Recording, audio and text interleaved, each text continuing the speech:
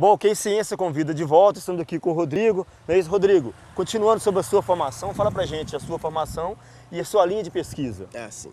Então, igual eu falei, em 2013 eu terminei o doutorado, né, na UFSCar. Aí logo em seguida eu fui fazer um pós-doutorado em Cuba, né? Que o Brasil a gente sabe que tem esse contato próximo com Cuba, né?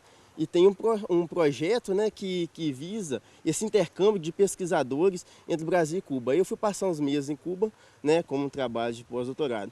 Aí regressando, eu dei início a um trabalho de pós-doutorado também na UFSCar, onde estou até o momento aí desenvolvendo parte do meu trabalho, que é em química inorgânica medicinal. Ah, tá. Química inorgânica e medicinal.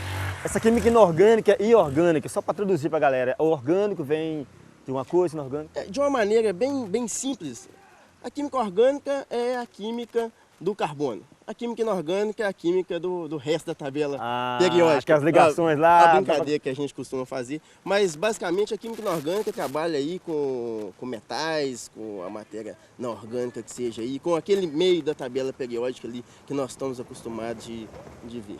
Ok, então, continuando, então nós estamos falando sobre questão de água. Sobre água, estamos aqui no Rio, falando de poluição do ar, a água, a qualidade da água, essa química, assim, o que influencia? Mostra pra gente a pomada da água. Sim, igual nós falamos lá, né, da poluição da água que pode ser ocasionada aí pela chuva ácida, mas o que nós estamos vendo aqui nesse rio é que não só a influência da chuva ácida tem aí contribuído para a degradação desse rio, né? A gente vê aí que vários poluentes aí em decorrência do mau uso aí pelos seres humanos. Então a gente, pelo que eu estou vendo, a gente tem que se conscientizar um pouco também para cuidar do meio ambiente, para não ficar aí jogando lixo nos rios, né? Acredito que tenha os meios certos de jogar esse lixo, seja nos aterros e não no rio, que a gente está vendo aqui, que em vez de ser um lugar onde tem vida, era para ter vida, né? Que era para ter peixes, nós vemos que não tem isso, vemos aí um alto índice de poluição. Né? Aí eu me pergunto, será que daria para comer um peixe de um rio poluído? A química do peixe. Jeito? Bom, quando já fala uma questão de química, estamos aqui no Rio, falando uma questão de lava-jato também, que às vezes não tem uma fiscalização, o óleo, toda a sujeira, essas coisas químicas. Na questão de poluição no Rio, assim, a química que leva a essa poluição, quais são os elementos, por exemplo, que podem ser encontrados? O lava-jato é um problema até maior, né, quando se tratando de óleo. Porque como nós sabemos, óleo e água são immiscíveis, eles não se misturam.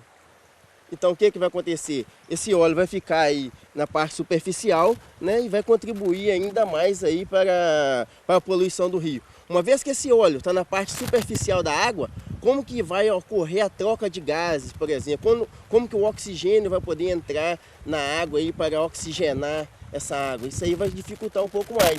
Isso aí, qual que é a consequência disso? Diminuir aí a quantidade de vida desse rio.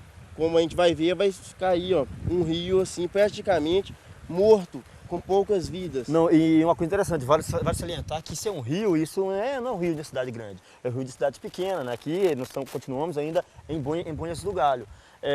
Sobre a questão, por exemplo, da química, a química da água, por exemplo, a qualidade da água para ser consumida, alguma contribuição que você pode dar? Sim, água potável, né, que nós dizemos, deve ser inodora, insípida, né, assim, não ter cheiro, não ter sabor, né, e ser transparente. Essa é uma água ideal para ser consumida, né? Claro que a água potável, ela contém algum percentual de sais, né? Por exemplo, nós temos alguns íons, como sódio, potássio, os cloretos, os carbonatos.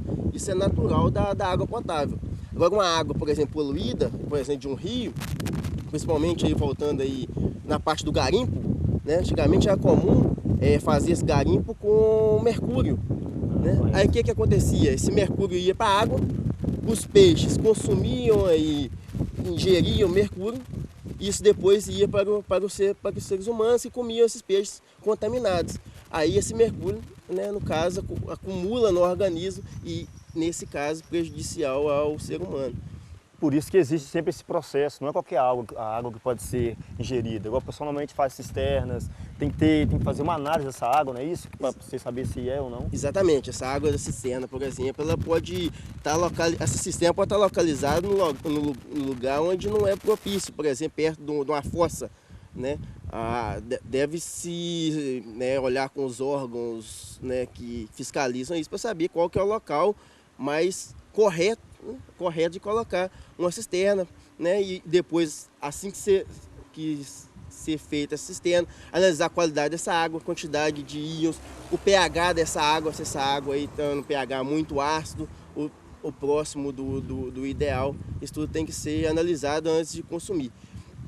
E além disso, né, sempre, né, passar a água pelo filtro, né? A gente tem aí nas casas, muitas casas, o filtro de barro. É extremamente importante, né, passar essa água potável, mesmo que aparentemente ela seja límpida e inodora, passar no filtro aí para tirar que seja algum material particulado ou algum micro-organismo, aí filtrar essa água e algumas vezes também ferver a água, depois passá-la. Ou seja, apenas vê-la não é o suficiente saber se pode ou não. Não. Não é isso? É isso aí. Vem com o vídeo que a gente te convida. Próximo bloco vamos falar a química do medicamento.